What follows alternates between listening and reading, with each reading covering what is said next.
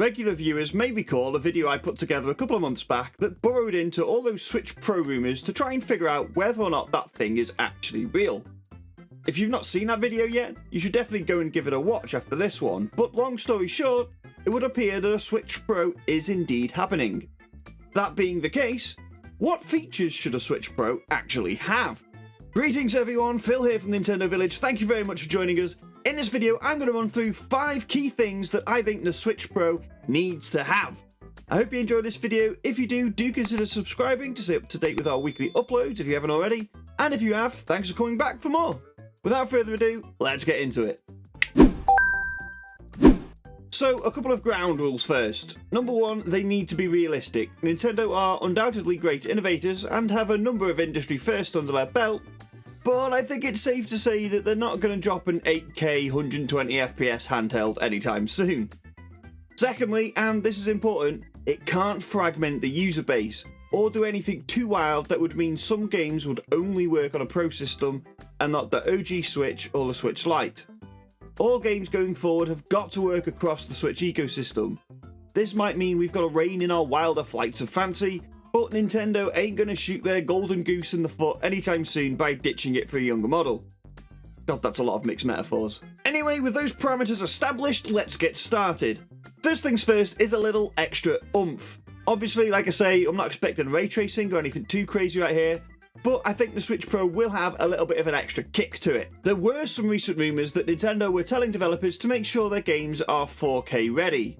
This was according to a Bloomberg report back in September, citing anonymous outside game developers who claimed that Nintendo had indeed asked them to be shooting for 4K. Personally, I don't buy it. The Xbox Series S doesn't even do full 4K, so I can't see a beefed up Switch hitting those kind of resolutions either. What I can see though is a slightly more powerful chip that's able to work wonders with games that have dynamic resolutions, whilst also able to use some AI wizardry for upscaling itself. There's more info on that in the other Switch Pro video, I'll leave a link down in the description, but we could see the Switch Pro able to hit 1080p consistently in docked mode and potentially handheld mode too. This to me seems the most likely scenario, a slightly modest upgrade on the power front, but one that nevertheless puts a Switch Pro roughly on a par with current gen systems. Given Microsoft have said that next gen games will continue to work on current gen hardware for the time being, that means a Switch Pro could well benefit from some more impressive ports too. I have a 4K TV, but I'm not desperate for the Switch to hit those resolutions yet, and I think it's slightly wishful thinking to expect a Switch Pro to do so. I do think though that we can expect a reasonable upgrade in power to give us a more consistent Full HD experience. Related to that, if we're getting an improved picture, it makes sense that we'll get a shiny new display to experience that on. Again, I touched on this in the Switch Pro rumour video, but if we are indeed getting a new chip with dynamic resolution scaling, then it makes sense that the Switch Pro will have a screen that's actually capable of delivering a 1080p image. I'd also quite like to see a slightly bigger screen.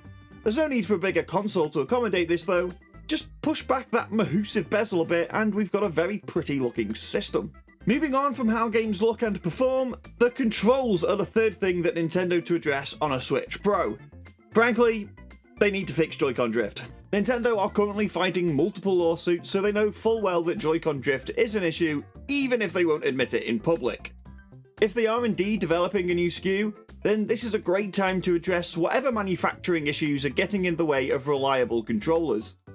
The thumbsticks aren't all that spectacular anyway. I'm very glad I picked up a Pro controller on day one, but even if they've got to stick with that style, just make sure they work. Elsewhere, I think it's a real shame the Switch doesn't have analog triggers, especially given some of the racing games on the system, and the workaround for Super Mario Sunshine, whilst functional, wasn't exactly spectacular. Unfortunately, I think this would open up too many compatibility issues for games going forward, and so I think we're stuck with digital triggers for the time being. That said, one thing I do reckon Nintendo could get away with is sticking a D-pad on the thing. There are officially licensed third-party ones out there already, although they only work when attached to the console, but having a proper first-party Joy-Con with a D-pad would be sweet. It would be a nice visual differentiator for the Pro model too, without worrying about compatibility issues. I bought a custom Joy-Con with a D-pad, and I tell you, this thing is great, especially for like the retro titles or retro-inspired indie games, so I would very much like one on the Switch Pro, please.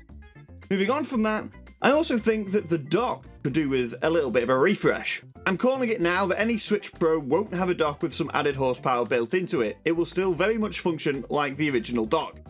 However, there are some upgrades Nintendo could make, chief of which is an Ethernet port. It's kind of daft that you have to buy a USB LAN adapter if you want a wired internet connection anyway, and even though Sakurai keeps telling us that we should really get one if we want Smash Bros. To be even vaguely playable online, they're impossible to get hold of. So, along with the D-pad, a built-in Ethernet port on the dock would help any new Switch earn its Pro moniker. I also reckon it could be downsized a bit. Whilst I don't hate the original design, there's plenty of people who have had their screens scratched by an unruly dock, and there's some nice looking third-party solutions out there too. Some of them won't even brick your Switch. I think a nice streamlined dock would be a cool way to separate the Pro from the standard model. Lastly, I would very much like to be able to use my Bluetooth headset with my Switch, please, without having to buy an extra dongle. Frankly, it's completely daft that this isn't doable on the original Switch anyway. It has Bluetooth tech in there, it's how the Joy-Con connect, yet the fact we need to buy an adapter in order to use wireless headphones is dumb as all hell. I suppose it got left out the first time around in order to help preserve battery life, but if we're working with more efficient chips and displays and things now, that's no longer a reasonable excuse. Give us Bluetooth support, please, Nintendo. So there you go, beefier performance, a better screen, D-pad Joy-Cons, an Ethernet-enabled dock, and Bluetooth support for headsets. I think that's a reasonable wishlist for Switch Pro, don't you? But let me know what you want down in the comments. I hope you enjoyed this video, thank you very much for watching. If you did, we've got tons of other cool stuff here on Nintendo Village, including that Switch Pro video. And don't forget to subscribe to the channel to stay up to date with our weekly uploads. Also, don't forget to check out thenintendovillage.com for more Nintendo news, reviews, features, podcasts, and all that cool stuff. Thanks again for watching, I'll catch you all next time.